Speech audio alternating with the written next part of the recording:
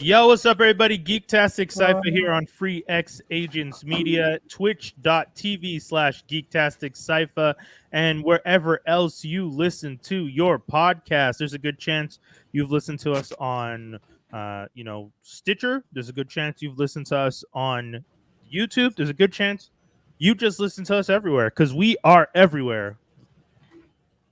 And that's that scene is so aggressive, man. We're everywhere. Like, I mean, in the faces. How is it bad to say that as a podcast we're everywhere? I wasn't saying it's bad. I was just saying you and Skinny have this weird thing about like being visible. Skinny's just like, nah, man, moving. I'm like, what? What are you talking about? Like, first of all, no, I'm not. There is no moving silence in trying to become popular. That this doesn't make any sense. What I was just saying is like, it's aggressive. We're friendly. No, I was trying to spin that into a bad joke, and I don't understand what is happening. Listen, we're a podcast. We appreciate the listeners. I'm telling the people who are currently listening that we appreciate them. I'm telling the people who are going to listen to this later that we appreciate them as well. We've been doing this for a minute, 300 episodes deep. We love y'all. We appreciate y'all, and we're available wherever you listen to podcasts. That's all I was saying. But supposedly I'm aggressive. Is there a chance that you find my aggression because I'm just me? That could be a factor. Damn, Dave. Racism. No. Dave, I'm going to give you 2 minutes to find all your stuff for the Comic-Con so that you have it all in front of you so you can talk about it. Because I know that you have a whole bunch you have where your booth is, you have your panel, you have people on your panel. You have a whole bunch of stuff. There's even maybe some stuff you might want to announce. I don't know. I know you guys have comics and stuff that you've been working on. Hopefully there's updates on stuff.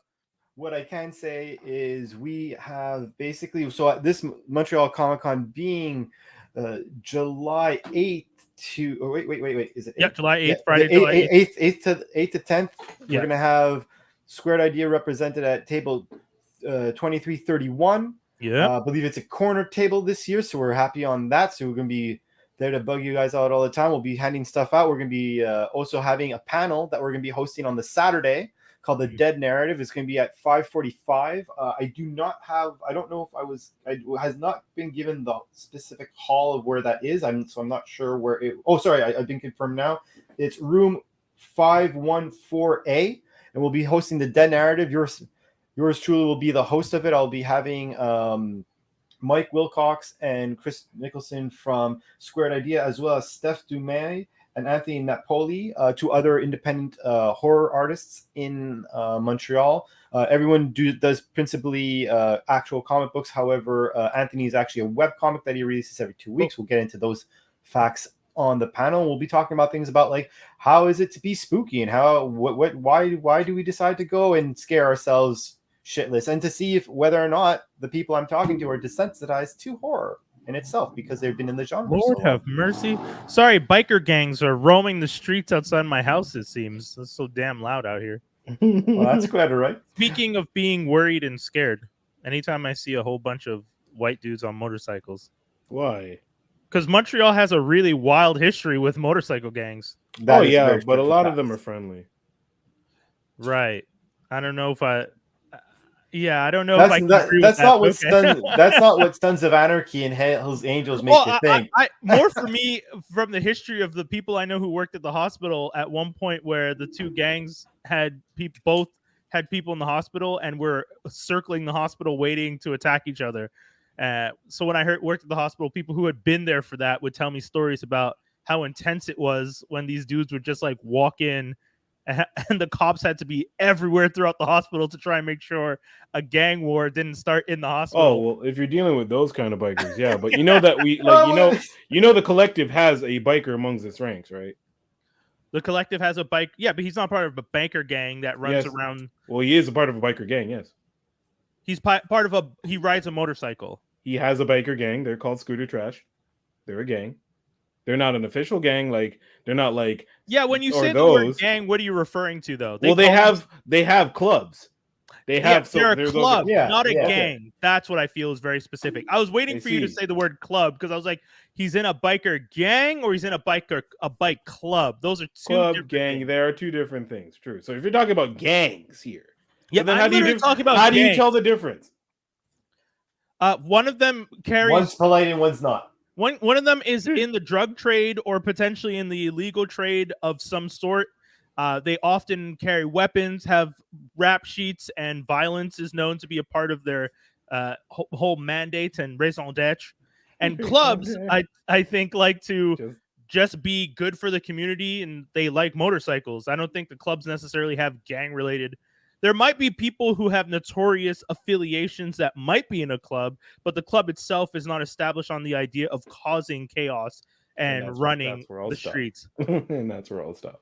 But yeah. Regardless, yes. Not Those guys. not. Which hospital was this again? I also said white guys, which I feel is which was the other. I was trying not to do that. I was just like, hey. Shout outs to the when you watch shows like Sam Crow and you're just like, and the there's one episode where they're talking about the history of the gang, and one of the guys is afraid to admit that he's part black, and I was just like, God damn, that is just some wild racist shit in there. And there's a whole black chapter, isn't there though? Like I remember seeing that episode where there was like the side characters. They're like, when are they going to do a show about them? Oh yeah, but those guys were those guys part of Sam Crow? I think if they weren't Sam Crow, they were like something adjacent. Yeah, maybe not Mayans, but yeah, something adjacent.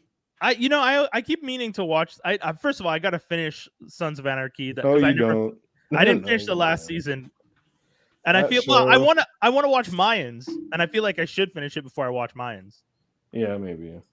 Maybe I can find a recap of season 7 and just skip season 7. Season 7, honestly, you know of what? Sons of Anarchy? Just it's like the equivalent of Game of Thrones. Just stop now, and just whatever you think is just better. Oh God! The last season of Sons of Anarchy, not trying to ruin it for you, but could have been summarized in 2 episodes.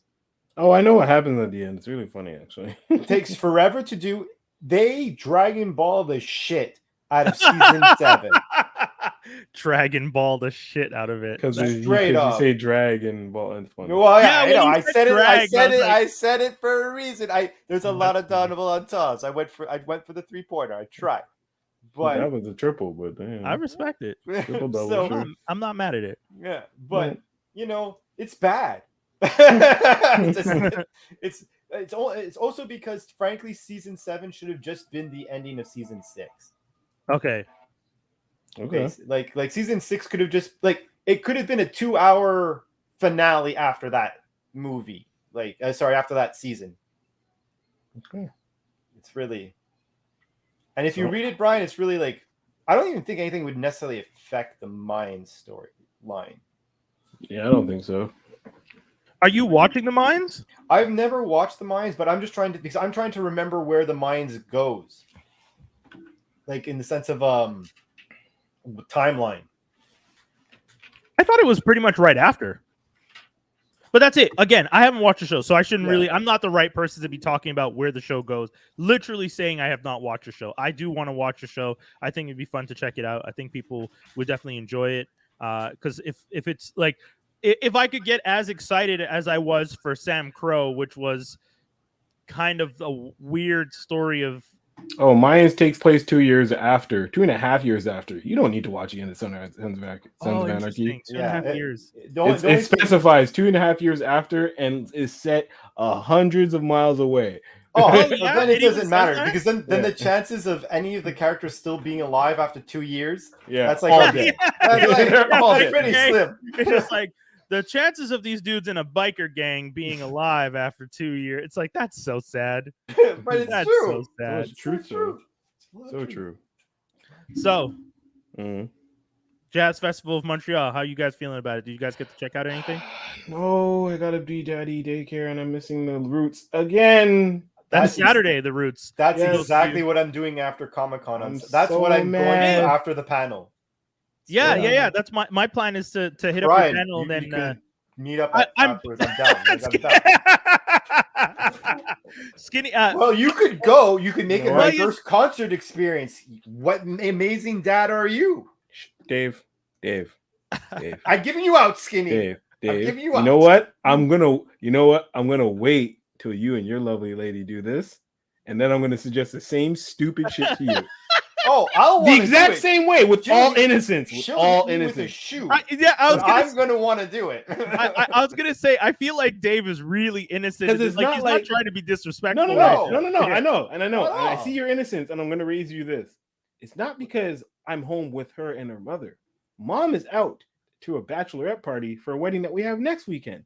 This child is already not down. You to didn't be specify having a man down, so to speak. Then no. Oh yeah, no. This is ultimate man down. This is man down, good. and then trying to put her to sleep while convincing her that her mom is in the next room somewhere, just not cuddling her.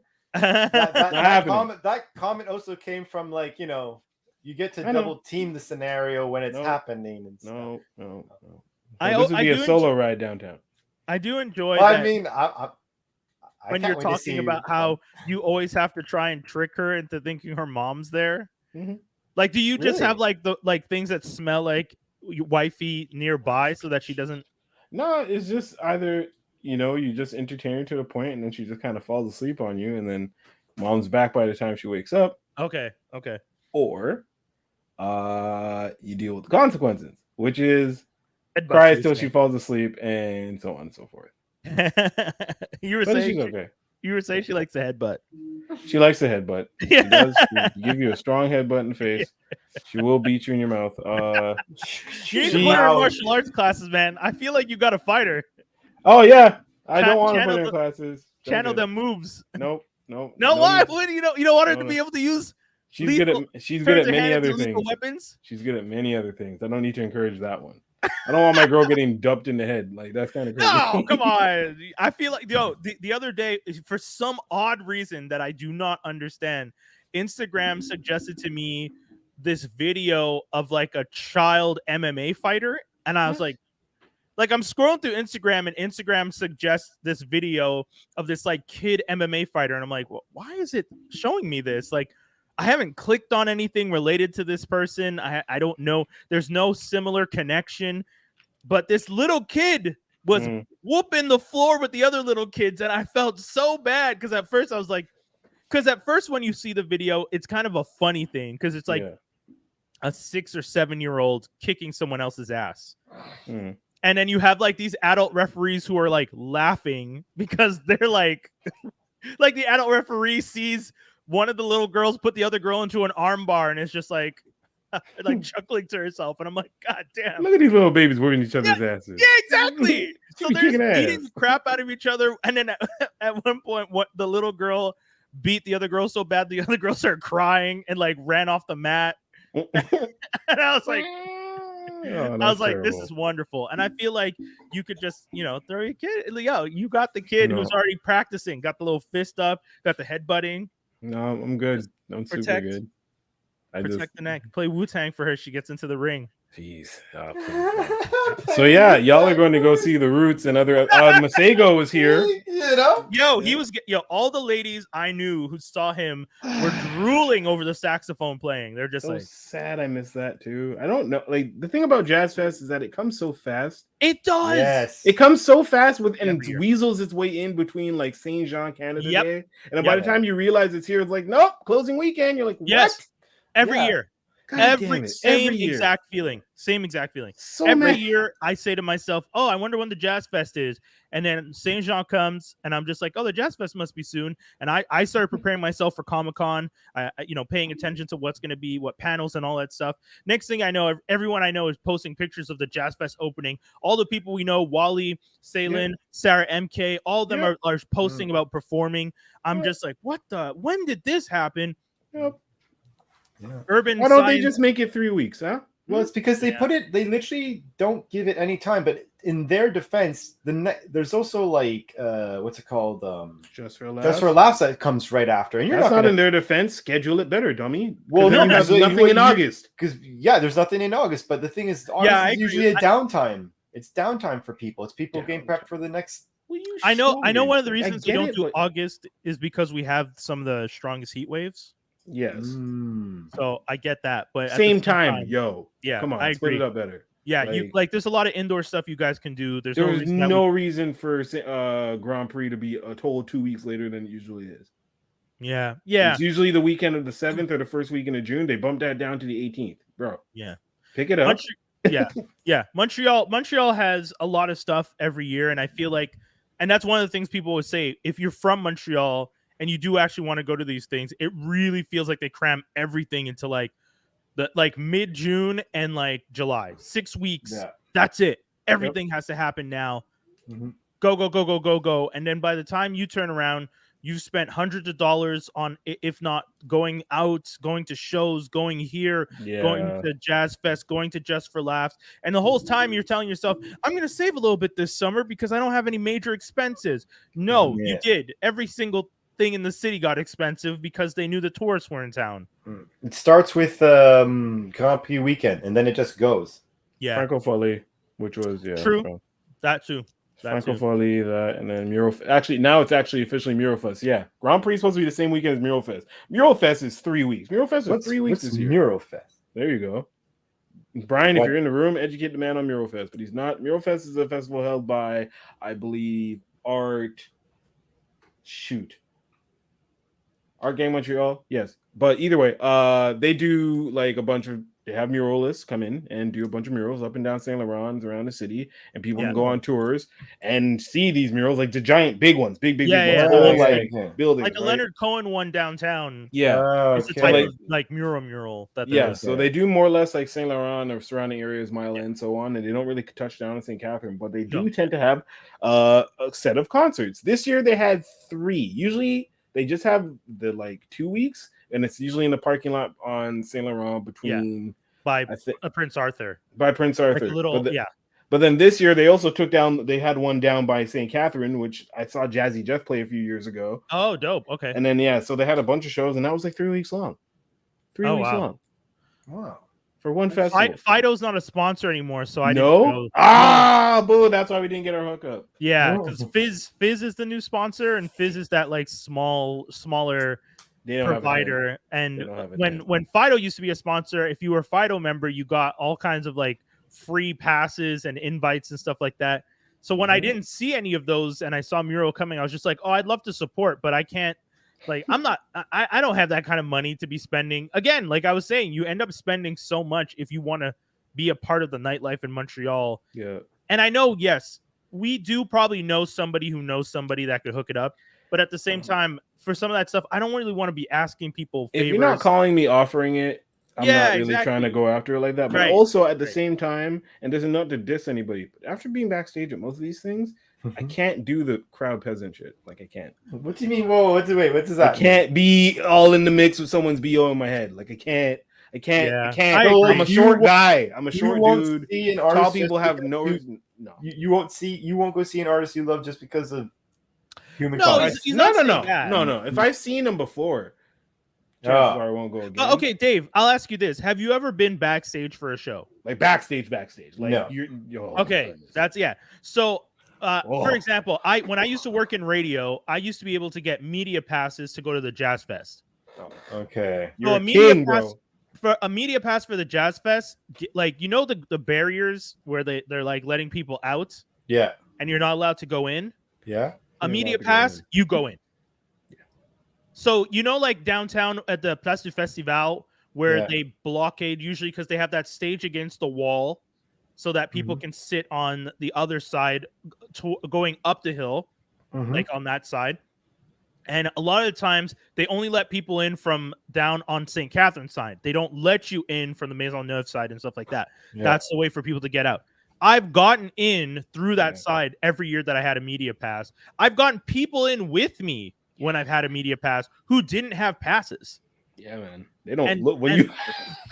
And the VIP access for the Jazzfest upstairs is like free water bottle. Like they're just giving out stuff. Giving it away. They don't even need it. They're just giving it to you. Bro, it's so now I wish I could experience. So thanks, guys. I'm not cool and young enough to get these hookups. It's not even about that. It's not even about that. It's like Brian he was at the right place at the right time. I was at the right place at the right time. Just like there was a show where they had a venue that was inside the AMC, so the old Forum. Yeah.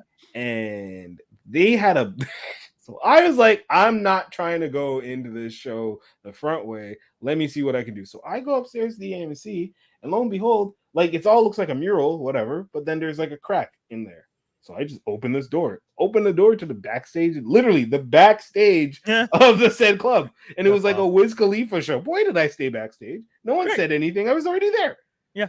So you get your drinks, you're good, whatever. Everybody's bunning. And then like you do that 6 or 7 times. I've never hit Osheaga. That's my one thing I never got backstage at. I never got backstage at Osheaga. But you do that 1 or 2 or 3 more times. It's not about like concerts, Bell Center. Yes, I'll pay tickets. I'm sitting because I have a seat. Right. But if I'm about a crowd and I'm a short man and 12 people be disrespectful as they be, nah, man. If there's no backstage, I ain't going. And you know what? And I'm claustrophobic. I can't play that game. Yeah, and you know what the other crazy part is? I feel safer at the backstage situation than I do in the crowd sometimes. Because Montreal, I mean, maybe not now. Nowadays, I don't hear stories like we used to. But I don't know if you remember Skinny back in the day. Anytime there was like a hip hop show, and it was first of all, I want to remind people that a lot of the people who are going to hip hop shows at these major hip hop shows at the Bell Center and stuff like that back in the day, and probably still do that now, are either not hip hop fans or they're just kids from the suburbs acting wild based on like trying to fit in with the performer. Like, like you remember the Lil Wayne show where they had the cops all over? Remember the Rick Ross show that got shut down? Right. Like, come on, man. And it's just like the fans aren't us. It's suburban kids in some cases that are just like wilding the hell out. And when I say suburban, I don't even mean like the Point Claire and the West Island or South Shore. We're talking like banlieue kids who are coming into the city. Like I'm talking like the kids who like on a weekend usually are standing in a field with their friends at a bonfire drinking beers. And then all of a sudden, like this rapper that they feel some odd connection to, the ones that Legault hates, he's trying to stop the rappers from influencing the children. All of a sudden, these kids start swarming into the city to go to this concert, and then they get wild. Too wild. When I worked at the hospital, the UFC fight, these 2 dudes who middle of nowhere, they went to the UFC fight, got mad wasted, started fighting people at a UFC fight, started a fight with one dude who was definitely not someone they should have fought. He broke one dude's finger. Dude comes to the ER, has it holding his hand. His buddy's like holding him. He's just like, hey, man, we need to see a doctor. Well, sorry, they were talking in French, but I'll just similar accent, similar agent, like energy of like, hey, man, like help us. And like panicked, but also like on the adrenaline of having just been in a fight. And I'm like, okay, you know, go take a number. The nurse has to see you first. She's just like, we need to see someone now. I'm like, yes, take a number. Go see the nurse. I can't do anything from here. They go see the nurse, comes back. The nurse, it tells me they have to go in immediately. The friend's going to come back and register. They come over to my window just to give his Medicare card. Dude's finger, 90 degrees. 90 degrees. 90 degrees. This is how your finger's supposed to be. This is how his finger was. Hell yeah. 90 degrees. Hell yeah, country boy. Exactly. You coming looking at me funny? I am busting that. What? So you like that's the thing. And meanwhile, when I go to shows and I'm backstage, I'm not worried about 90-degree fingers. There's not security. There's everybody. There's all the security. It's the worst when you get to know the bouncers. Yeah. Actually, the worst. It's the best. Because then you just start rolling up at shows where you have no business, and they'll be like, "Hey, dude, what's up?" Going. Dude, my favorite was when I used to work at Concordia. The dude, one of the major security guys from Montreal. Is he tall and skinny? No, black dude, slim face with the goatee. Yes. Yeah, you know what I'm talking about. Yes. If you know, you know. Never got his name, damn it. Yeah, but he was chill. And that dude, I remember one year when he's at Concordia, I sold him my copy of Spider-Man Meets the Expos. Because I was just like, you know what? Yeah, like it's a cool comic book, but ultimately, yeah, I saw an Expos cap in a comic book. Sounds cool. Like he wanted it way more. You know, like, Expos cap. It's like 10 pages. Yeah, so I sold it to him, and then him and I were chill. We were cool. We always used to talk anytime I'd see him. We trade stories, and then next thing I know, I'm going to a concert downtown at Metropolis. MTL now, for those who don't know. And he sees me, and I'm in line, and he just takes me inside. I had a ticket. It's not like I had a ticket, but he's just like, yeah, come on. And he just brought me inside. And then because he was working, and then this other girl that I knew from the West Island who's working with him, she was working. So then I ended up backstage at the show, and I'm just like, and everyone's just being chill. No one's really bothering me. I got to meet the artist, and I was just like, okay. I'm not saying because I don't know if they're gonna still get in trouble because they're not supposed to be doing shit like that. But like, just chill, just being able to hang out and talk, and when you know security, you're just like, yeah, these people are fine. So good. You get to see some backward shit too that people do at these shows. Yeah. Like my favorite is only having red M&Ms or something. Right. Like I was just about to say the riders be nuts. Right. The riders be nuts. Sometimes. My favorite thing is seeing what's on their rider. Like you're in the back and you just see you're like weird Chinese food, and you're just like, oh, this is just on the rider. Or whose rider was it that someone at Concordia reached out to me trying to buy weed, and I was just like, I don't smoke weed, man. Like, why are you asking me? Oh shit, I can't remember. But I know at one point Concordia had brought a hip hop artist. Oh, Snoop, the year Snoop came. Oh yeah. Someone asked you for weed for the Snoop show? Yeah, someone reached out to me to ask me if I knew a connect. You guys did not think that through. And I was like, me? Like you definitely don't know who I am. You book Snoop Dogg. The second thing you book is weed. Right. Yeah. What is you doing? Right.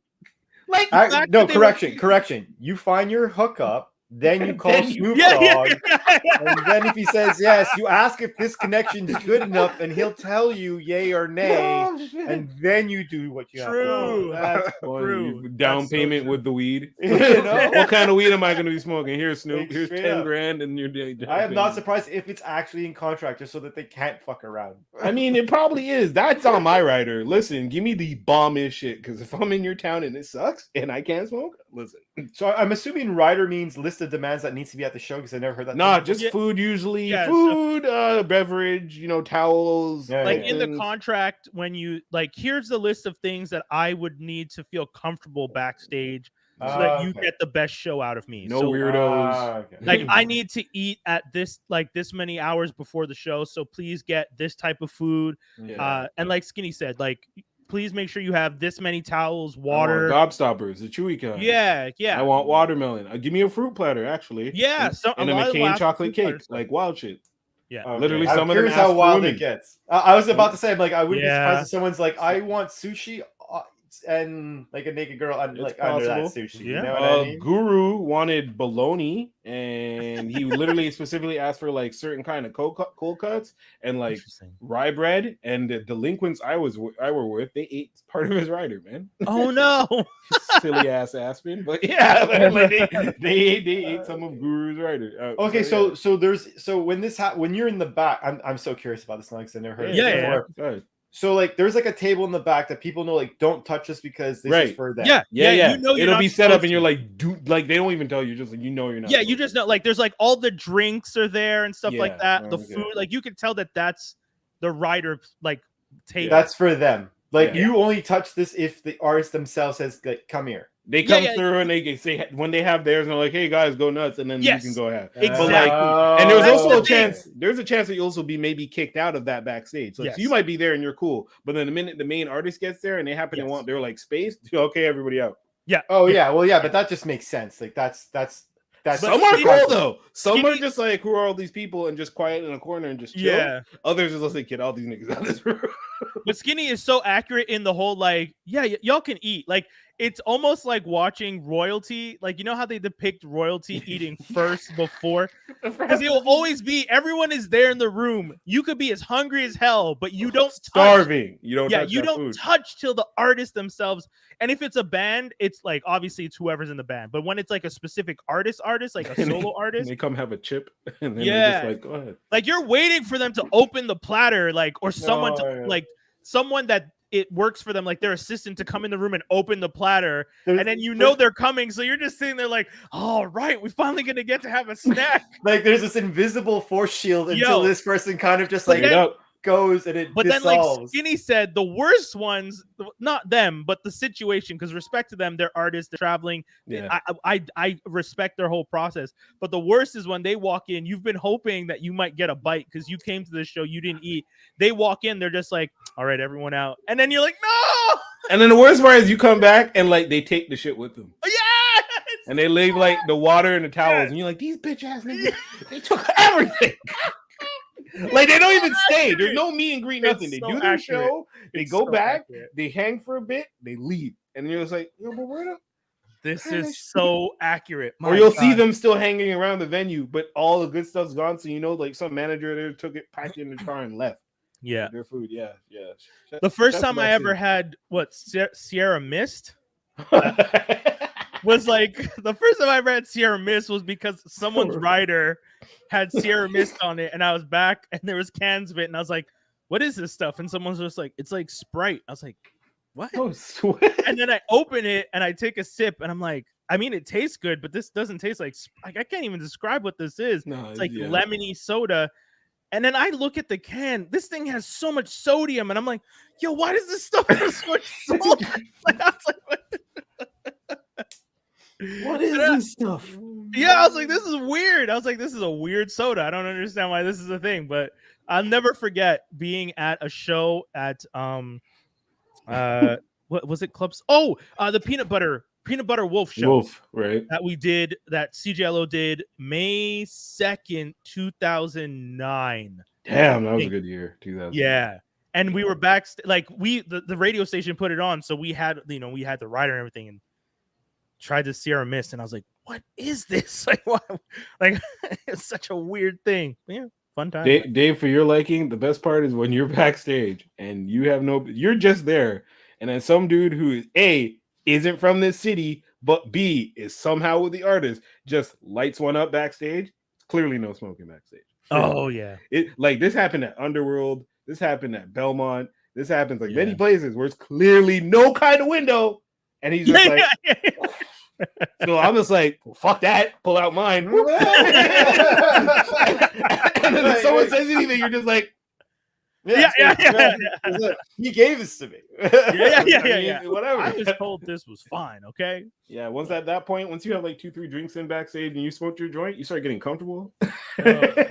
People start looking at you like you're a part of the crowd. You know, no. I've seen so many shows, but yet never had that experience. That's I mean, if we can ever hook up a backstage, man, we'll show you. Because like, the closest backstage I ever got was when you guys did that karaoke thing. That's the closest thing to backstage I've ever done. Boy, how we got we got swindled into that. So heavy. The lip syncing competition. Yeah, that was wild. Placeholder. Shout outs to Brandon. Yeah, that was fun. Shout outs to Sarah, his partner. They what were they raising money? I don't remember what they were raising money for. Yeah, hold on. Planned Parenthood. Planned Parenthood, yeah. That was dope. That was fun. I remember we didn't think we were gonna go far, and then we got to the finals, and we had to do another. Messed up the remix, man. I play Old Town Road remix. My man plays the mega mix. It's like, what are you doing? Yes, this is clearly not the version. I don't know 9 people's verses, and here you come knowing the yodeling kid's verse. Yeah. Like, all right, Brian. And I knew that one because at work we were all making fun of it. And that was the only one I knew. I knew like the rest of the song, and then that one part. So we were kind of okay. But again, we did not think we were gonna go that far. No, we thought we were gonna get kicked out. I had a party to go to that night. Yeah. So that was a fun night, though. That was a fun night. Last time I took the metro. Yeah. Yeah, you were saying that the other day. No, go on. Boys, are you ready for this? I feel like I should put a banner or something. Yeah, I gotta time this shit. Yeah, hey, like I said, it's only 15 minutes, and then it's real short. Ladies and gentlemen, we're going to be doing a segment that we do usually on That's Canon. If you guys listen to every second Saturday, this past Saturday was one of the episodes, and the next one's in not this coming Saturday, but the one after that. We air episodes of That Canon on our Twitch and our YouTube at 11 a.m. And there's a segment that we do called Judgment Call, in which 2 people pick a character each. They take 3 minutes to debate, to present their case as to why this character deserves more visibility in pop culture in general. And then they get 1 minute to tear down the other person's option. And then the judge, who this week is Skinny, is going to tell us who they think deserves the win. So who's going first? I don't mind. Am I docked this 30 seconds that I've had to be docked like for true. For ages? That's true. He's supposed to be docked 30 seconds because of how he acted, kept going after Panther. But you know what? We'll clean the slate because this is a whole different situation. We're doing it here on Geektastic. We've never done it on Geektastic before. So we'll do the 3 minutes. So Dave is going to go first. Once again, if you guys are interested in Judgment Call, we would recommend checking us out on That's Canon. The episodes air every second Saturday. I'm ready. I'm ready when you say go. And 3 minutes starting. Go. I'm choosing the Raging Cajun Gambit. And short, it's been too long that this guy has been underutilized and overlooked in so many aspects and in so many ways. He is the most diverse out of being able to tell storylines, whether it be with him or with another team. He's got the ability to bring romance, comedy, action, and spy, which they've never properly utilized. They've never done a good Gambit. If anyone wants a case in point, Wolverine Origins. And if you want a good story, it's really easy. Kidnapped as a child, raised by thieves, breaks out of that, gets is about to explode, so he goes to Mr. Sinister, who reduces his power to a fraction, which also is another story of how good he could be, the potential. Saves Storm from Shadow King to then ultimately go to the X-Men, becomes Death at one point, and fights an alternate universe version of him who never went to Sinister and scorched the entire Earth. That's how powerful he could be. This guy has excessive amount of range. I don't need any more time. Gambit's your man. He's one of the most underutilized X-Men. Okay, you have a minute to Brian. We need to know your character. Well, he goes for 3 minutes. And then you guys both. Okay, sorry. Yeah, then it gives us prep time. So Brian. Yeah, your 3 minutes starts now. Ladies and gentlemen, it's funny that you brought up that character because I'm also going with an X-Men. I'm here to talk about Forge, a character that I feel has a wonderful history that we have not explored. One of the things that I think is the most important about this segment that we're doing is Judgment Call is about presenting to you, the people, why this character needs more visibility. And I'd like to think that Forge as a character has, other than just being this really hot native dude who hooked up with Storm, and I feel like I say he's hot only because he hooked up with Storm. You can't tell me Storm doesn't have high class taste. So when it comes to people that she's gonna give a chance, I'm gonna imagine that they're looking sharp. And Forge is one of those characters that I feel deserves that chance to tell his story, because as someone who can pretty much fix anything, can really connect with anything and make connections. That's the most important thing, people. I feel like that's a story we can explore. I feel like that's a character, and especially nowadays, guys, I know I'm going to say it, but we kind of need more characters of color to have more visibility. And it's not just enough for us to say that, but it's more that we need to actually see it. There's a lot of characters that have been getting a lot of repetition, and someone like Forge, who I've never seen a title for, and anyone can correct me if I'm wrong, in my time, I have never seen a Forge title where Forge is the lead and it's his comic book. I've seen Forge pop up to help Cable. I've seen Forge pop up in Storm. I've seen Forge help the X-Men, X-Force. I've seen him be in a whole bunch of teams. But you know what? I've never seen him lead. And there's a reason that they probably don't make him lead, because they don't think that a title with a Native American character could go far.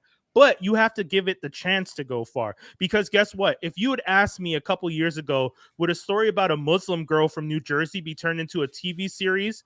I would have told you, are you fucking crazy? Why would anyone care about a teenage Muslim girl with stretchy arms like Reed Richards as a comic book? And now it's one of the best shows on TV. And you know what? If you give me a Forge series and you put it in the right time frame and you use the right story from the X-Men universe, and Skinny, I'm sure in your head right now you're going through a list of different stories you could use Forge in. That's the story you could do. You could do an entire series with Forge as a linchpin in the middle of some of the best stories, holding things down, helping people out, and making sure the future is safe for people, unlike some people.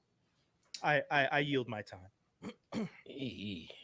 Okay. It's up to you who gets to go first for the 1 minute rebuttal. It's only fair. I think we should let Dave go first to counter that. Let me know I'm good. Go now.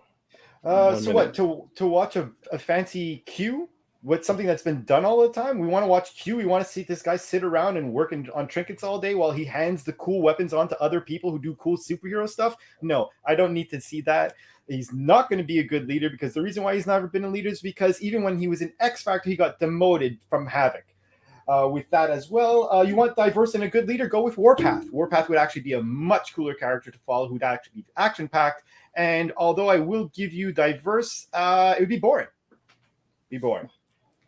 He's old, boring, and rusty, just like his buddy Cape. You still have 20 seconds, but okay. Boo! No, I'm not gonna do that. 9, 8, 7, 6. That's hilarious. 5, Thank you. 4, 3, 2, and that is it from Mr. Dave. Ryan, your time to rebuttal against Mr. Remy LeBeau. All right. Starts now. Remy LeBeau is one of my favorite characters. You know why he's one of my favorite characters? Because he done been on the screen enough times. This man's been in movies. This man's been in comics. He's had his own title. He's done everything. He's one of the most popular fucking mutants in the damn universe. When I say that we need a world where pop culture gets to explore new and interesting stories, you want to give them the same shit again and again? This is the same dude. Hey, guys, pick a card. Let's blow stuff up. Hey, I don't have cards. Let me throw a can of beans. This is something he's actually done in a comic book. You know how I know? Because I've seen him in comic books so many times. The man's had so many titles. He's been there. He's done that. He almost had a movie. And you know why they didn't do the movie? Because no one wanted it, Dave. That's why we don't need more Gambit. There's a reason. There's a reason you don't do a movie about a character no one wants to see, because he's been too saturated and the industry finds that it's going to be boring and it won't go anywhere. Forge could have something cool. I hate Channing Tatum. That's all I'm going to say in defense of that. As many seconds you want. This is a hard call, gents. Y'all had to start with X-Men right away. I know. I feel like we know our audience. Yeah, we both knew you like the X-Men, so we're both like, yeah, I'm gonna pick an X-Men. That's representation versus never having. Shit. Sorry, sorry, that was a cough. I know it's well, talk us through your process. What are you thinking? Influencing more. I thought that was the dog. I asked him to talk us through his process so that we don't just have silence, right? It's true. Diverse. I disagree that Forge is a hot, sexy man individual. I do agree that I haven't seen a solo title with Forge featured. That may be because in times Forge is usually responsible for doing some shiesty shit, presumably to Storm, causing her to lose her powers multiple times, and then asking her to marry him out of nowhere. But then the whole X Factor thing, yeah, I get that, but he still can invent anything, and he helps Cable like a lot, and Bishop too, and then Gambit. Man, you only married Rogue recently, and you were cool in the 90s, and then you kind of stayed in the same outfit and didn't really do much, but you were still there. And then you met yourself in the future, as he said. But this boils down to this. Who wasn't featured in Age of Apocalypse? This man. Yeah, he wasn't there. He wasn't there. In Age of... He wasn't there. Test that. I'm going to double check something. Please double check if he's there. Your Honor, he's questioning you, but that's I'm not questioning. You literally said I'm going to double check. Hold on, let me double check something. I'm so certain that he was. I was just curious. I'm pretty certain he was not featured in Age of Apocalypse. Bishop was, and Bishop was the one trying to figure out why he was in a displaced timeline, saying this isn't right. I know this isn't right, and there was no Forge to be found. Or Forge was like a bald old man who was like not really trying to do anything, but still he was reduced to nothing. Versus Gambit had his whole Fair. team. Fair. He was. He was an old man. He was a useless old man, wasn't he? Yes. It was... versus Gambit, who basically got to cry over the fact that Magneto stole his bitch and had a kid with it, and he was still crying over it. So I'm gonna have to. I never understood the Gambit hype. He is cool. He is overpowerful, but why? If they were to do it properly, there'd be all sorts of hype, Skinny. And one's more marketable. I'm not saying anything, Your Honor, because I'm letting you make the decision for yourself. I'm just trying to Dave. I'm trying to explain to you that to me, Gambit is very much like a Tommy Oliver. Who's Tommy Oliver? Tommy Oliver is the Green Ranger. The Green Ranger is overhyped. You don't love Power Rangers, but you know who the Green Ranger is, right, sir? Obviously, because he's an overhyped character. Everybody relies on this character. People who don't know X-Men go to two characters. One is our favorite Canadian that everybody knows, and the second is Remy LeBeau. That's a bold statement that I would disagree with. I very much would agree, because everybody who I speak to don't really love X-Men be like, man, I really love Gambit. Yeah, they're not going to go to Cyclops. No one ever really goes to Cyclops, and I've never heard anybody say, man, I like Rogue or Jubilee. Right. And we're talking 90s cartoon. Yeah, I'm talking about like a generation. The kids, our generation watching the cartoon would talk about Wolverine.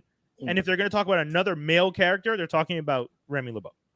So if we're talking about strictly representation and the character that needs to be put out there more, who would you want to see out there more? That's the judgment call. Right. But based on representation. Based on representation and based on the fact that ain't nobody talking about giving Forge his own movie, I'm going to have to go with Forge. Because, as Brian mentioned, this really hit it home, they did try to give Gambit his own movie forever and a day. Yep. A good 10 years. Yes. Almost as long as they've been trying to make The Flash, they've been trying to make a Gambit. Yeah.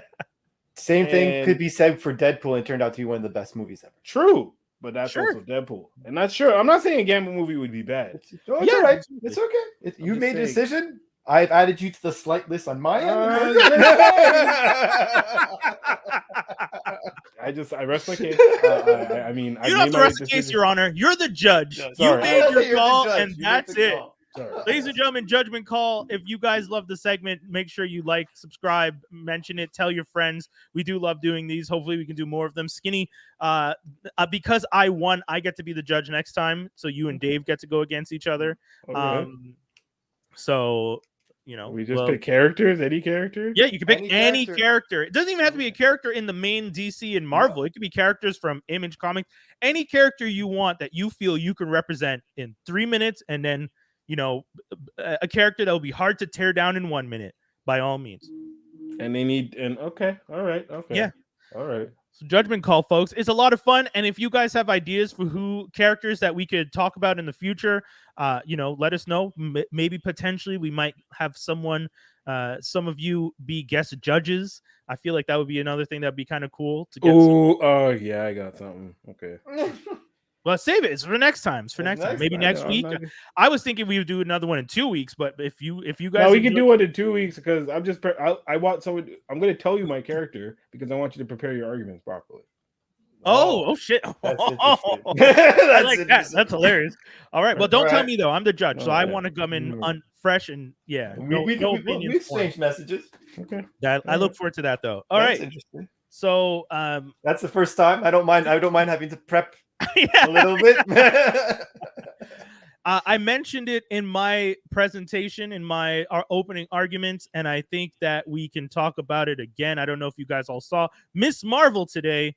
I just finished watching it. 34 minutes of okay. That was the first one that I was like, okay. It was it's 40 minutes, but it was 34 minutes. Yeah. Well, because the episode ends at 34. I even checked because I was like, oh, that felt short. And then I clicked the timer to see, and I was like 34 minutes and something seconds. And I was like, oh, okay. And then it's like 6 minutes of trailer of like of the why did they do that? Why did they just not include the credits? Yeah, why don't they just not include that as like a part of it? Don't get me wrong though, that graffiti that they do, love that shit. the opening scene that they did with the Sanskrit, I think is the writing that they were doing, where they wrote Miss Marvel and all the different fonts of like different versions of Sanskrit. That's dope. The ending is always dope with all the different versions and artwork for Miss Marvel. I always love that. The episode itself this week, don't get me wrong, great episode. I just think that it's one of those things where we're watching a superhero show. And I think one of the things is when you make these shows, when you make these characters films, you have to skip over certain things that when you make it as a show, you use it to flesh out the story. So to go from a lot of Miss Marvel in New Jersey running her life to jump to India, where we had the first episode in India had a whole bunch of action again. And I was just like, bong, I'm here, I'm down for it. And then the second episode is like, okay, we gave you all the action stuff for India in that episode. This episode is going to be more about story and development. And that's fine. It was a little bit of table setting for some family stuff. And I'm not mad at that. I just find that because of the flow, if I was watching a movie and all of a sudden you dropped into some really long history of the family stuff, that kind of pumps the brakes so hard that I feel like trying to gain the momentum back up the hill is going to be a little hard. Okay. But I liked it. I liked the episode. I just find that momentum wise, I find it hard when they do that. This episode made me cry like mad times, so I'm not even. Oh damn! Play. Okay. I mean, yeah, that's fair. I'm not gonna play. Like it made me legit cry. Like on that, So, but I hear you. Yeah, if you guys didn't see the episode, it's a lot of stuff about her family. Not a spoiler because you see at the end of the last episode, she travels back in time. And then the episode itself is about her great grandmother, who's a jinn, and we find out is a jinn. And it's the stuff that happened to her after she left the other jinns. So I know that, was it the first or second episode where you see they're exploring that cave and they take the bracelet off? That's the beginning of the third episode. Yeah. Okay, yeah. So beginning of the third episode, you see that whole sequence, and then they separate. This episode is what happens to Aisha after that. What and is that they took the bangle off a Kree body anyway, so like they had no way home in the first place. Right. I did like. How did they get to this? Yeah. Yeah. Maybe that's one thing that I would have liked to have understood a little bit more. I would have liked that. How'd y'all get here? Yeah, because they were banished, right? That's what the story. But like, yeah, I see. That's the thing. I would have been the episode. I think I would have been down to see is the banishment episode. So the stuff that happened, why they got banished, and again, like Skinny was saying, this is a very emotional episode. There were definitely moments where I got choked up, seeing like the self-sacrifice stuff and whatnot.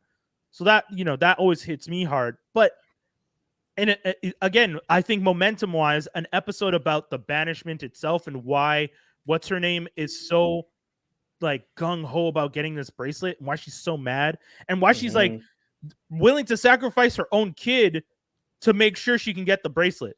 Right. It's like, yo, you had a kid in this world. Wouldn't you want him to come with you?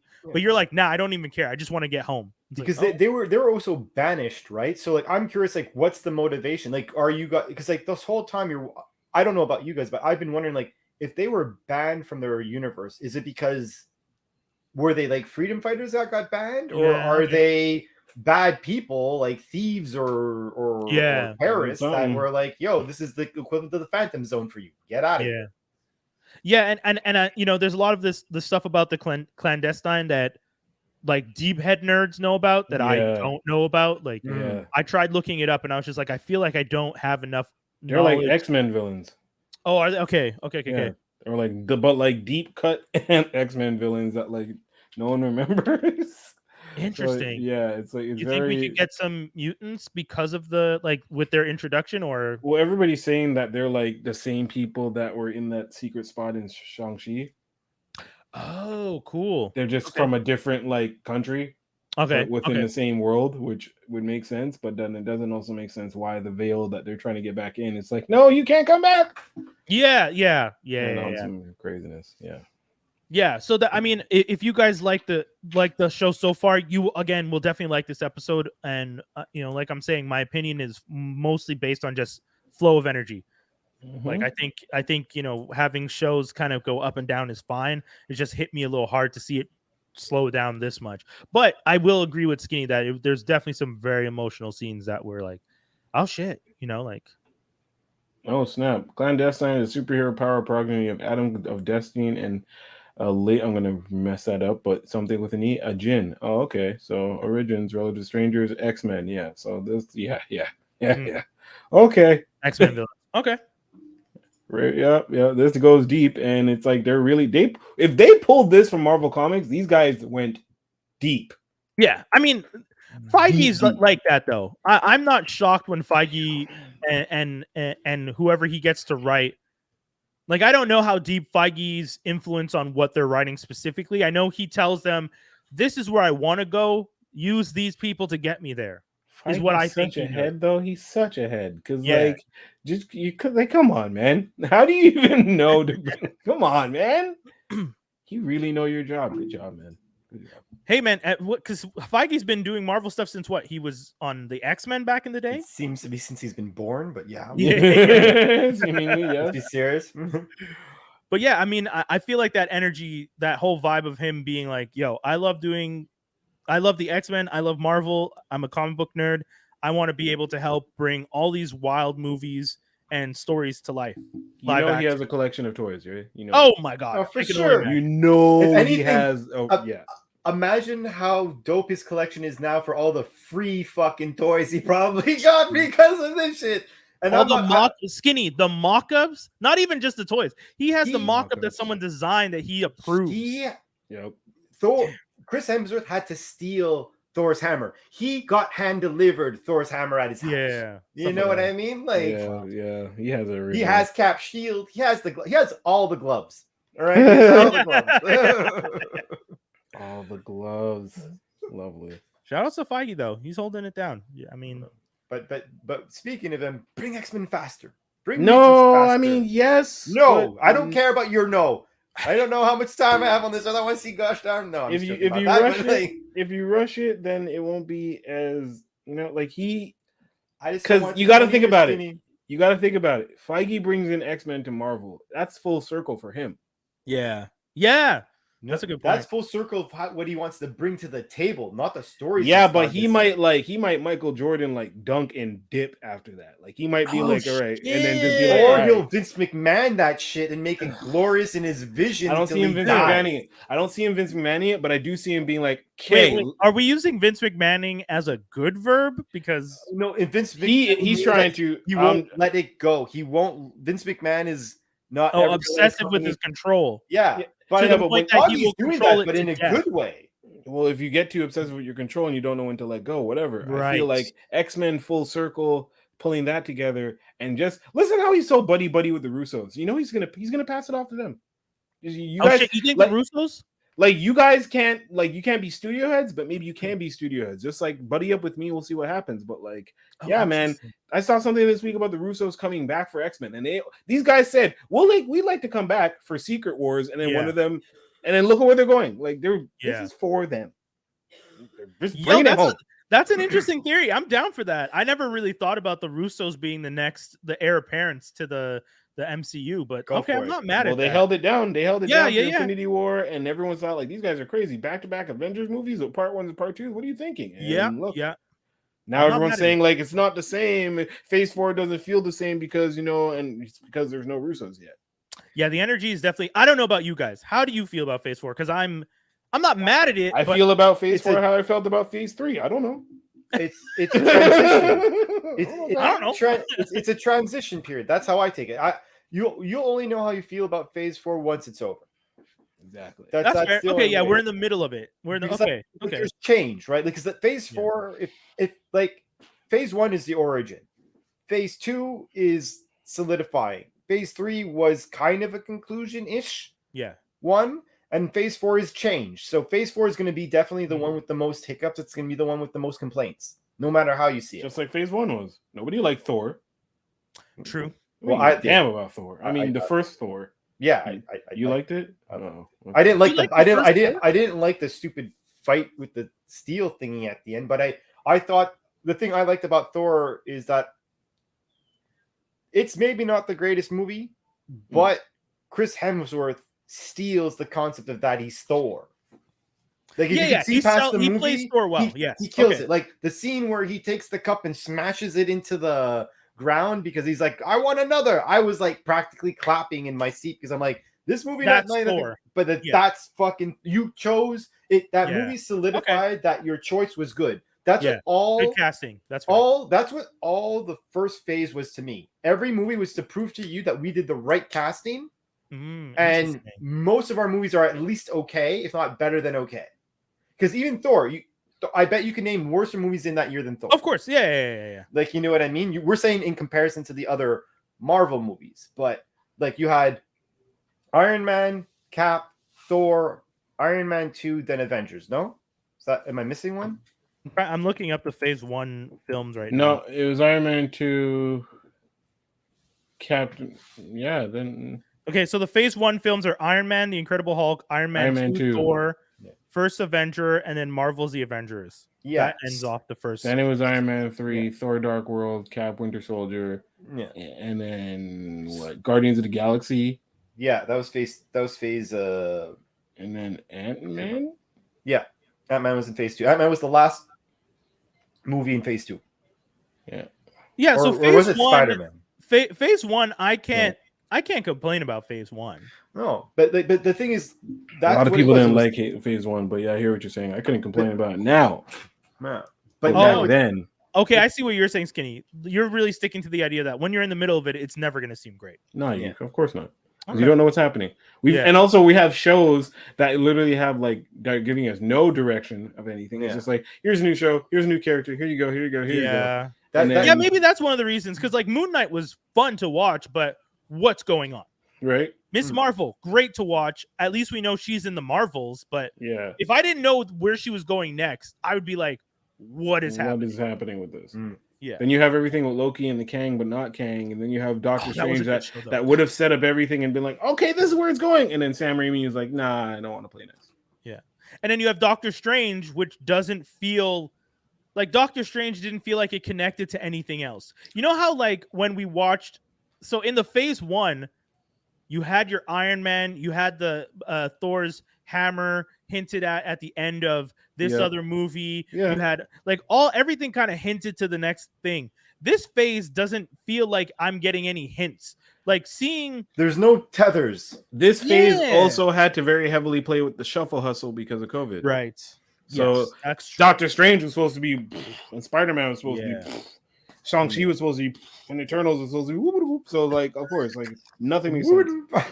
I wish we could write out whoop, whoop, as a title. Yeah, that would be a good title. But I find with this though, it's like, but we're having the same feelings like the first ones. Like when you were saying, like when we were watching the first ones, like you enjoyed it, but it wasn't as epic as let's say it is now.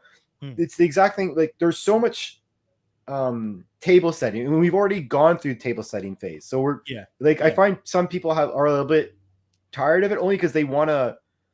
You have regular people like, let's say, example, my partner, she likes it because she needs the table setting.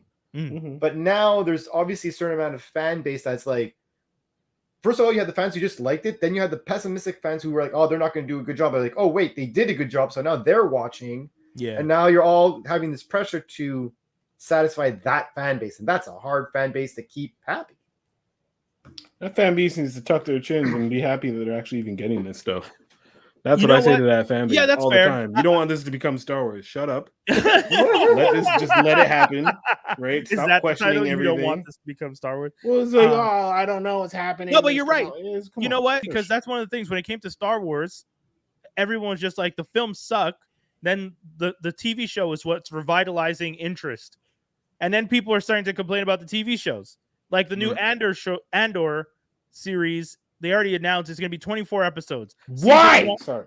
Well, hold on. That was valid. That was valid. Wait. That was valid. I think that was obviously valid. I really don't care about Caspian Andor. No one does, Skinny. No one does. Sorry, go on. I get that people don't necessarily care about him.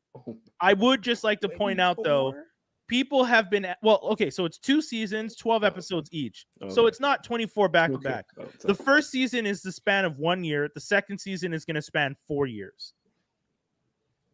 So it's probably going to be divided into like kind of like quick arcs that jump ahead. The only reason I'm excited for this is I just want, when it comes to Star Wars, I want stuff outside of the fucking Skywalker saga. Fine, but not for a nigga that's gonna die. I don't care. You're gonna die. Yeah, but we don't like. Did you not? You're dead. I don't care.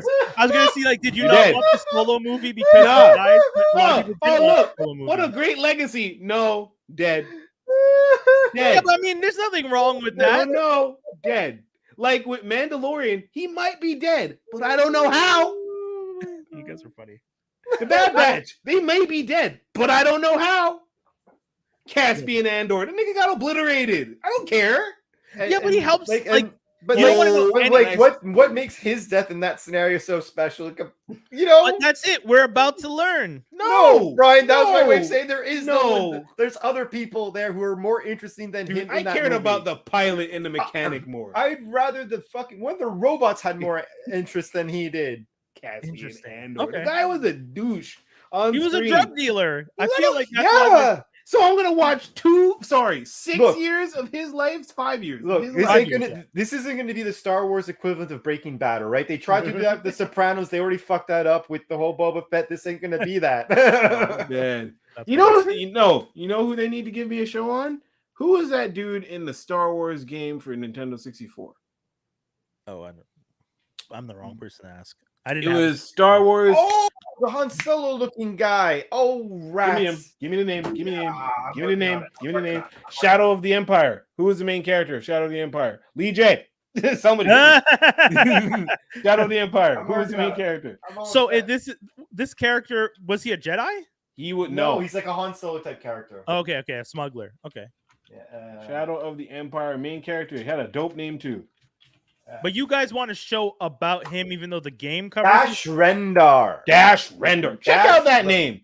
Dash. He has Rendar. a dope ass ship that looks exactly like the Millennium Falcon that does like a fancy ass split thingy. Yep. That show. I'd rather know a hard ass name. Dash Rendar. I would rather know how he got that ship than Han Solo did. You could like retcon that whole Han Solo movie. And we don't know what happened to him. Just so hey, give me Dash Rendar. Yeah.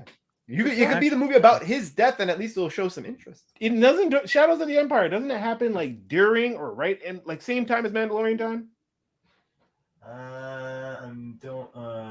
Because we might not have a new franchise for Star Wars, and whoever's our guy that's listening, I just got you another check.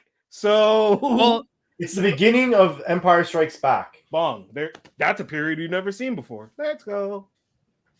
Well, no, because it's at the beginning of Empire Strikes Back, so that would be like between. Actually, no, we've never seen what technically happens between Hope and Empire Strikes Back. It wouldn't be a bad. If anything, I'd rather just like Kenobi. That would be a good idea. More fire.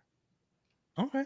I'll say one thing I don't like. I know you guys won't like, but all he said was Andor's having 24 episodes, and we I do. And fuck that. Still, I'll say this out loud, even though I know people will crucify me for it. But I'd rather see a Luke story between what happens between Empire Strikes Back and Return of the Jedi than this guy. You could boo me as much as you want, but tell me this, Brian. Tell me this, Brian. Luke is a if you had Jedi. to choose between Andor and that.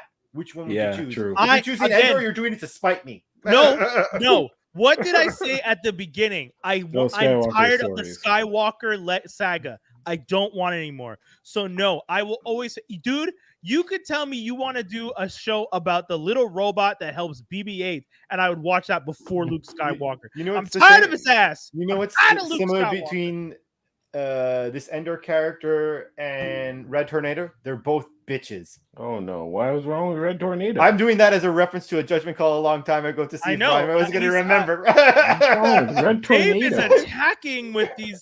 Your Honor, I feel like these are grounds for loss of moments and minutes in the future. I feel like he might have to be deducted some. Yeah. I feel like the next time I'm up for a challenge. I'm up for the challenge. Dave likes the idea of having like only 1 minute to present because he's just like just gonna keep throwing darts at me every chance he gets.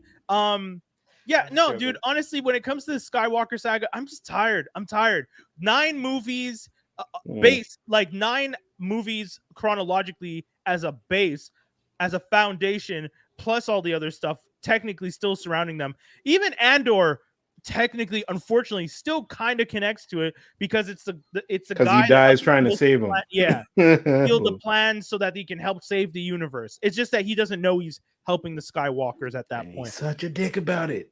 Yeah, but that's it. Like I just want to watch something other than the Palpatine, Vader, Skywalker, Solo, Leia. Like I'm ready for literally anything outside of those stories. That's why I like Rebels. Yeah, no, I admit I would like to see something that's out, like I want to see the reactions to people like, thank you a lot for doing all that. Now I have to deal with this. Yeah. Like, you know what I mean? It'd be nice to see outside the mainstream because it's like, yeah, you don't know, like there's a lot that you don't know what other characters or other, like, you're like, oh, this platoon did this, and you're like, well, that sounded really dope. Like, yeah.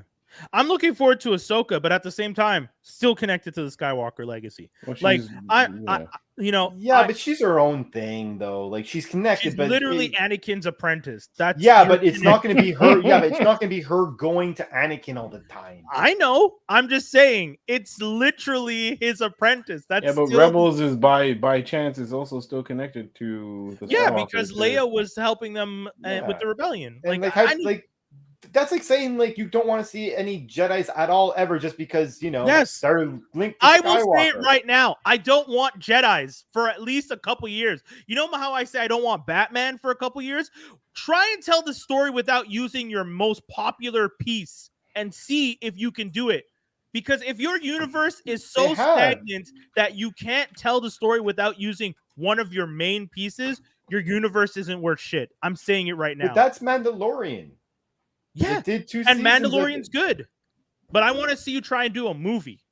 Well then that's Rogue then, no? And the Rogue was good. Rogue One? No, because Rogue One, like we said, is still them stealing the plans to. Okay, you're saying this not in that. Yeah, okay, I get it. No Jedis. Jedis are background. I want to see a lightsaber from 10 miles away. What's that flashing light? It's a flashlight. It's a light. Who knows? It don't matter. That's the point. Who knows? It don't matter. Give me something more than Jedis. You have what was the thing they said the other day when they were talking about Reva? Because everyone was being racist. They're just like something millions of species in Star Wars. Oh yeah, choose not to be an. Yes, and in that same logic, something millions of species try not to tell the story of the one fucking family. You know, in that instance, why they gotta assume that a black girl is automatically human? Why couldn't she just be from a different race? Right? True. She could, yeah. Straight up. Yeah. Like she's there's I guess the idea was she's humanoid, but still, yeah, I agree with you. To be honest, I would love to see not Yoda, but I'd like to see the how the Yoda race like Grogu exists. And you know, you gotta there's only 2 of them. You want to talk about something wild? I'd like to know because like I have a sneaking suspicion they're like they gotta be powerful than just little cute little things running around if they developed a Grogu and a Yoda. You know what I'm saying? You gotta love like crazy racists though that like in all their logic, right? In a world where they're the most supreme, a green ass character called a Yoda or whatever their species is called gets more respect from a race. Yeah, than a black character like a fictional species, right, guy. A literal like yeah, that's so crazy. That's how fucked up it is. And they see nothing wrong. It's like racists who watch Star Trek and then find out that the guy who played Worf is actually black, and they get and they're just like, big mad. But until they know that, they're just like, Worf's great. He has honor and he does all these cool things. And then you know he's black. Wait, what? Yeah. What? Racism is fucking stupid. It is dumb stupid. Motherfuckers. But all that to say, Andor 24 episodes. Fuck it. You know what? I'm not even gonna fight you guys on it. If we're gonna be honest, you're right. I'm okay with not doing 24 episodes of a drug dealing, scoundrel. Cool. Because he did. Yeah. You know what? Give me a series about the Starfighters, like those guys. You could give me a story about other people It doesn't have to be about a smuggler that's similar to Han Solo. I ain't got one. It is. You can give me a story about whoever piloted the goddamn Y-Wing. Because ain't nobody piloted the friggin' Y-Wings. Yeah. Why did they exist? They used to sell those toys to us and try to pump them as an actual fighter. Yeah, you can get the X-Wing fighter, and the Y-Wing fighter. No one used the Y-Wing. Nobody. You seen that thing once or twice. Nobody used the Y-Wing. Yet there was a big-ass toy for the Y-Wing fighter. It was their bomber. All right, yeah. So give them the Y-Wing bombers. There you go. They're bombers, yeah. Star Wars. Star Wars theater stories and Y-Wing stories. Let's go. All this to say, Kathleen Kennedy is still somehow doing things right. And everyone who hates her and says, she's a woman and she doesn't know what she's doing. She's making billions of dollars for Disney. So you tell me how she's fucking up, but making all this money. How she got, how the whole entire first launch of Disney Plus was on the back of Mandalorian doing so well. But somehow she's bad. Oh, that was Jon Favreau. Yeah. Go ahead and tell me who hired Favreau. Yeah, I was about to say because she hired them. Yeah, exactly. Remember when DC had a TV service? Huh? Remember when DC was relevant in regards to films and TV shows? Hey, you can't come crawling back now. Where you going? Well, no. I'm openly admitting that they've officially. Where's your DC shirt? Stand up. What kind of shirt you wearing? I have a Mario Superman shirt. I'm not hating on DC. I'm just saying get your shit in order with your movies. Okay, yeah, stupid. You know what though? Okay, I'll say this. I don't know if you guys heard, but the Batgirl film, which is now like Skinny. I know. It doesn't sound impressive, but the Batgirl film is being done by the same team that's doing Miss Marvel. One. You're gonna make her the purple suit with the selfie Batgirl. Okay, but you have Batgirl done by those two dudes. Also, Michelle Pfeiffer is the Catwoman in this universe. What are they even doing? And Michael Keaton is the Batman. Old. Michael Keaton's Batman. So hold on. Isn't this Batgirl black? Yes, Batgirl is black. Gordon wasn't black in that universe. What? Wait. Biracial? So are you biracial? Are you basically telling me this is Batman Beyond, but Batgirl? Okay, we need to. That has to be the title. Biracial. No, don't do that. Don't do that. Don't do that. That's definitely the best line of the episode. Biracial. Oh shit! I forgot that's a thing. That is wild to say. No, you can't do that. Yes. No, that's my seed. You can't do that. No. Oh, I mean, yeah, we can. But yeah, you know what I mean. Okay, yeah, true. I guess his wife could have been. Yeah. So you have Batgirl, and you're gonna have Michael Keaton's Batman. I don't know if Michelle Pfeiffer actually shows up as Selena Kyle in some. Is this Batwoman Beyond? Is this Batgirl Beyond? Is that what this sounds? No, it's Batgirl. Yo, I'm not gonna shit on Batgirl. How old is she gonna be? I don't know. I really don't. Brian, you tell me about all the time about keeping to the material. Oh. Batgirl. I always say you can't have that old of a Batman with Batgirl. It's Barbara Gordon. Hold on. I always say you should do the material better than it's being done.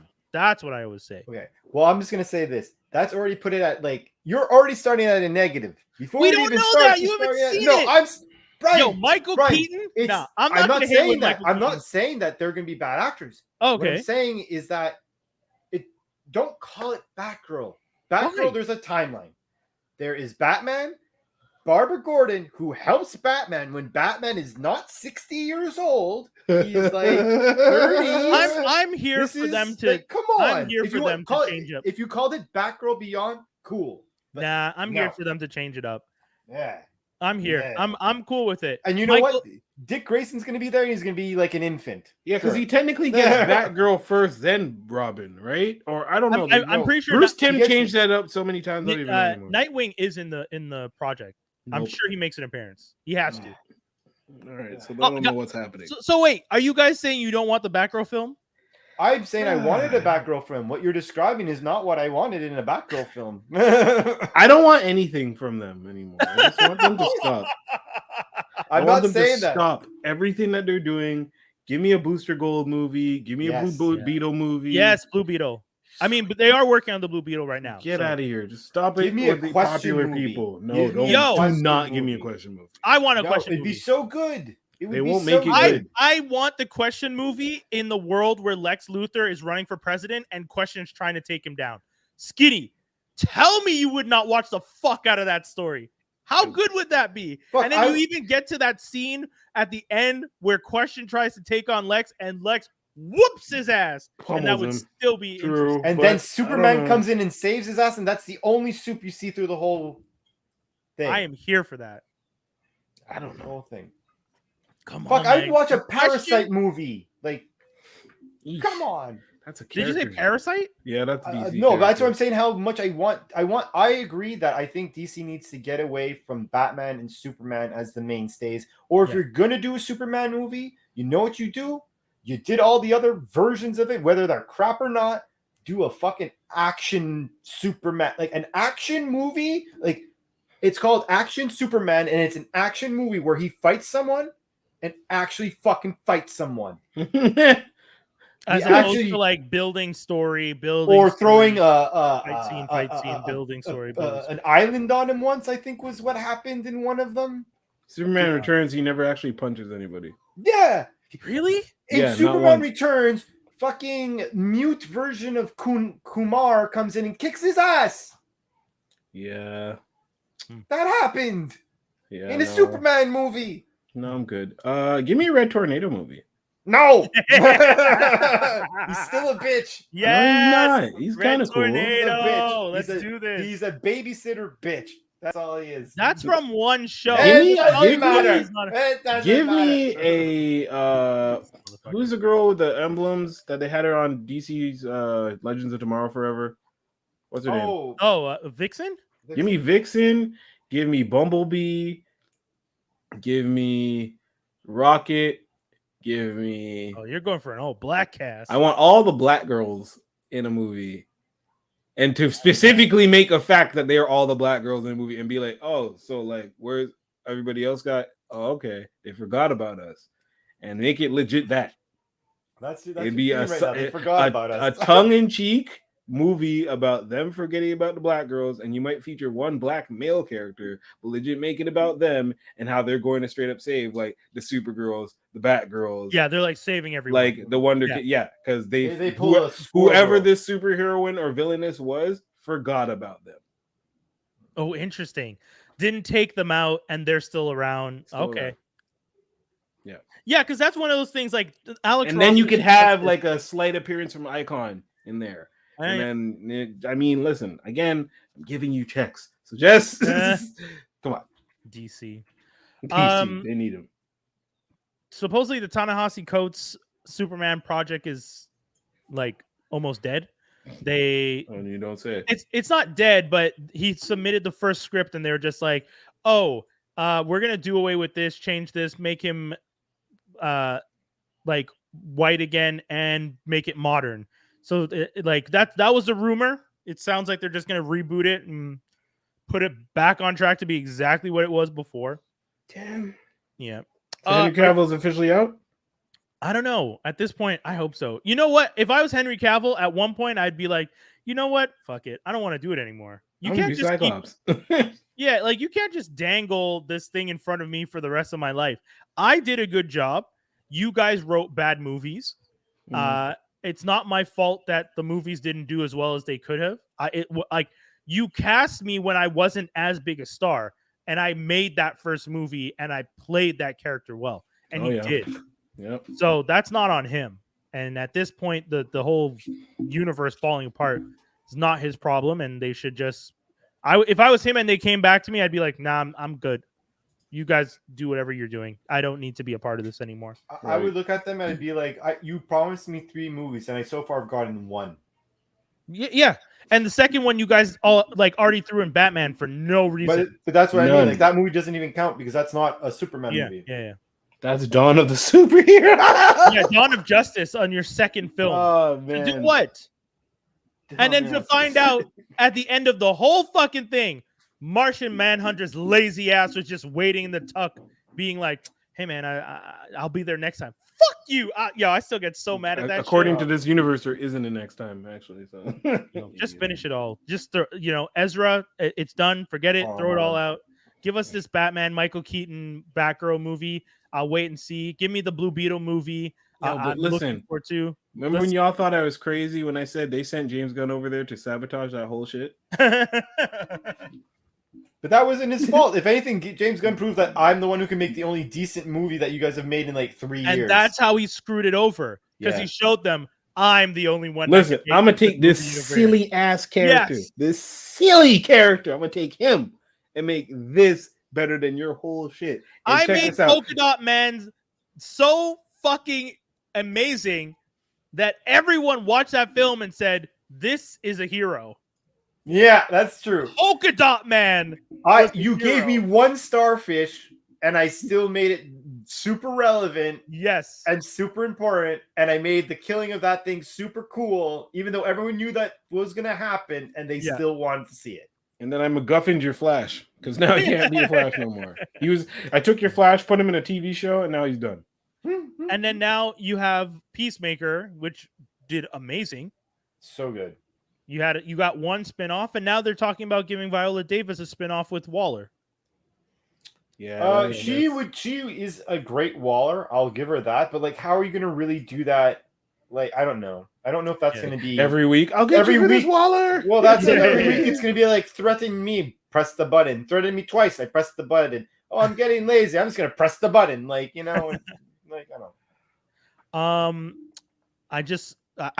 We're probably going to end up wrapping up soon, but I wanted to mention, if you guys haven't seen the trailer for The Woman King with Viola Davis, speaking of her, I know some people who might have seen that trailer might realize immediately where the inspiration for the Dora Milaje came from, but the Dahomey Amazons, who are the women that they're playing in that movie, are definitely the inspiration for the Dora Milaje.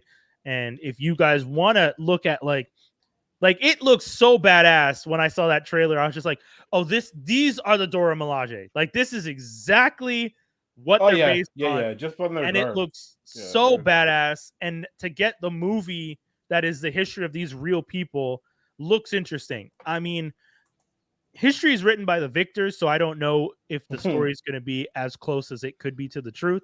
We'll see. But I'm interested in seeing what the story is going to be. I think it could be fun. Dora Milaje, I like it. Dahomey Amazons. Was there any other shows that you guys watched this week before we sign off? I would just say The Boys is still doing pretty good. Oh yeah. I don't want to say too much. I won't lie. I was not the surprise at the end of the last episode. I was like, that was the one trope that they've done. So I'm like, I did not want that. That's the one thing I expected it. I expected it, but I was hoping that it wasn't going to happen. And I was like, rats. Like, I was pretty sure. It was one of those times where you're like, oh, I think I'm noticing foreshadowing, but I'm hoping I'm wrong. Yeah, come on. You just poked my kid on. You just had the whole world see my child. You didn't show. What do you mean? I saw her head. Yeah, she was on. Stop it. You're breaking the mic. If you guys are listening, Skinny's partner is bringing his kid in. Yeah, I definitely saw that coming. Skinny's like, it was only half the face. Yeah, I kind of saw that coming. I felt like it was a little obvious that was going to be what they wanted to do because of how the Boys universe has been created, and the timeline too. So, but actually, can I just hammer something home real quick? Yeah, of course. I told you that was the same Black Noir. I told you. Yes. Oh, yes. 100%. Skinny told was right. you. I was 100% wrong. I take mea culpa. I was so annoyed when I realized it's the same exact character. I was just like, I don't understand. I now realize that the actor was just because he's the younger version, but I was like, Black don't crack. You could have just gotten that dude to play the younger version. Maybe he's not that good of an actor. Well, especially since Soldier Boy didn't age either, but I guess the idea is because none of the other actors who played themselves when they were younger were different actors. No, but they were aged a bit though. What do you mean? Like the Scarlet Girl, she didn't look as young as she was before. Sure, but I'm just saying they didn't get a different actress to play her. So why did you get a different actress to play Black Noir when a black man does not age? Like black people don't age like that. It's not like we get, in the 10 years or 15 years or 20 years, whatever you want to do it. If she aged like that, why would Black Noir be the weird exception that you have to get another much younger actor to play him? That's the thing that I was just like, this doesn't make sense. But Skinny was right the whole time. I apologize for even trying to argue that. Mea culpa, because that was when I realized it, I was like, this makes no sense to me, but this is what they're doing, and that's what it is. Well, it kind of ties into the father. Oh, what do you mean, how cracked is he? Did you see the episode? Yeah, of course it is. Yeah. He was talking to cartoon animals. Dude, he got half his brain smashed. That's what I'm saying. How cracked is that? I mean, I don't think it's fully. Most of his brain that got cracked out. I think that whole cartoon is a wild exaggeration because what we saw and then what they depicted is very different. You know what I'm saying? Like whenever they would pull back and show him just sitting staring at a wall. Like they showed him. Yeah, but that's because it's all in his brain. Like, well, but they showed him sitting there, and his eye was like kind of like whitening down. His face was burnt, and he was sitting there like, like I need my mask. But this one, like, this guy was unconscious in the cartoon version. They beat him senseless. Like he beat him senseless. So I don't know if in any case, there's a reason why as to now we could get your comic book ending and the ending people will expect. Whereas Black Noir is going to save everybody's ass. Might be self-sacrificial, most likely, because he's a black hero. But yes. How do you feel about A-Train getting Blue Hawk's heart? That is karma. Craziness. No, not karma. Isn't it? Think about it. So wait, hold on. As his character. So think about it. He goes and kills a bunch of people. Hold on. All the time. So hold on a second. As a black man, every time I enact self-justice, I'm expected to turn around and get me some karma. No, I'm not Brian, saying that. You know what I'm saying. You're saying that. I know exactly what David's saying, but I also just want to fuck with David. That's fine. You can do that as much as you want. But the point is, he killed multiple people. He thinks just because he killed one guy to make up for all the people he killed. You're saying what Ashley said. You're saying what Ashley said in the episode. Because Ashley says, just like, you want justice? Motherfucker, I've been in how many meetings dealing with the people you've killed? Don't act like you're a better hero all of a sudden because something affects you. And that's how he wanted out, too. That's how technically he wanted the out, right? Like, I'll be remembered as this guy who was a hero. And now, no, you're going to have to live with that. Which, don't get me wrong, it's completely messed up. And it's probably going to make him a much more interesting character because he's gonna be so unhinged now. But he got a soup's heart. That helps, man. I'm gonna just take I would go on Ashley's face like I'm scratching a record as A-Train and just go really fast and rearrange her face. Like that would be the first thing I did. I'd be like, oh yeah, I know, eh? The only reason he didn't do it is because I think he knew Homelander would be annoyed if Ashley ended up. Because Ashley's kind of the other face. She's the new Vought face. Yeah. So if she wasn't there, it would cause issues. But I agree with you. I think A-Train should have just thumped her one time. Because I was like, yo, you are talking with way too much bass in your voice right now. You're talking a little too greasy to me, white girl. Yeah. Like, if this is a different situation at a train at 1:00 in the morning, you're not talking this greasy to me. It's because I'm in a hospital bed, and you know that you got your big blonde Homelander behind you, but maybe not really. Like, nah, I don't know. I'm looking forward to the next episode, which I think the next episode is episode 8. Is that it? Yeah, that's the season finale, if I'm right. No, they don't just go 8. Yeah, it's 8 episodes. Yeah. What? How are they gonna wrap this up? I know, right? If I'm right, and the next episode is episode 8. Well, it's gonna be. It's not like it's Stranger Things where they made it sound like season 4 was gonna be the last season. Now they're talking about a 5th season, right? This is like, this is. I think there's that expectation that's going to continue. But no, Brian is 100% correct. This next episode on Friday is the season finale of season 3. That's what I thought. Okay, so I don't know. It's called the Instant White Hot Wild is the name of the episode. Oh god, it sounds super racist in the title. Am I alone? First of all, like, am I wrong? Again, people, give me just a nice 10, 13 episodes. Can't do this. 8 episodes. You still, anyways. Listen, someone's getting their jaw popped at the last minute. We don't know who, but I'm putting my money on Soldier Boy. But you know what? We were also right about noticing all the black characters are getting some of the biggest brunt because Homeboy, Vought's leader. What's the character's Edgar. name? Stanley. Edgar. Stanley Edgar. Yeah, he's gone. Hasn't come back. Where you at? A-Train essentially died and got lucky that he got another heart.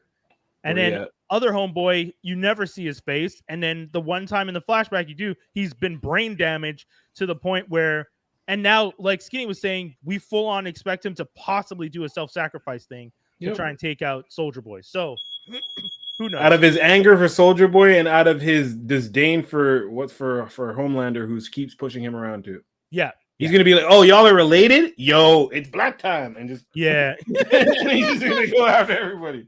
Anyways, all right, kids, that's pretty much it. I think that's everything we wanted to cover this week. With a lot of fun again playing Judgment Call. I look forward to doing it again because we used to do it all the time. And we the last episode that we aired of That's Canon was a special episode of Paper Girls. If you guys haven't checked that out, because the show is coming out on Amazon Prime soon. Speaking of Prime content, so we would just tell you guys, if you guys are looking forward to that show, I would say go listen to that episode. So that episode was the July 2nd episode, and it's available on Twitch and on our YouTube channel, youtube.com/freeXagentsmedia. And then the next episode is going to air on the 16th, and that's going to be another. It's going to be one of the original aired episodes that we have. Actually, you know what? My bad. The 16th will air the episode we did of The Boys. Speaking of The Boys, because we never actually aired that one. So if you guys tune in on 16th, you'll hear our episode dedicated to The Boys. And that's the whole show, guys. Anything special you guys want to tell people? Red Tornado still sucks. Oh my god, this motherfucker is unrelenting with the hate. I'm just happy I'm the judge. Go ahead, keep playing. Oh, I am. I feel like a Skinny victory is in the stars already, because you're just out here not even trying to be respectful anymore. Take shots. Lord have mercy. You know what though? He's just salty because he lost a lot of times. I am. All right, you got a challenge next week, so don't worry. There we go. All right, guys, we out. Thank y'all for tuning in. Make sure you check out everything Free X Agents and Geektastic Cypher wherever you get your podcasts. Peace, y'all. Peace.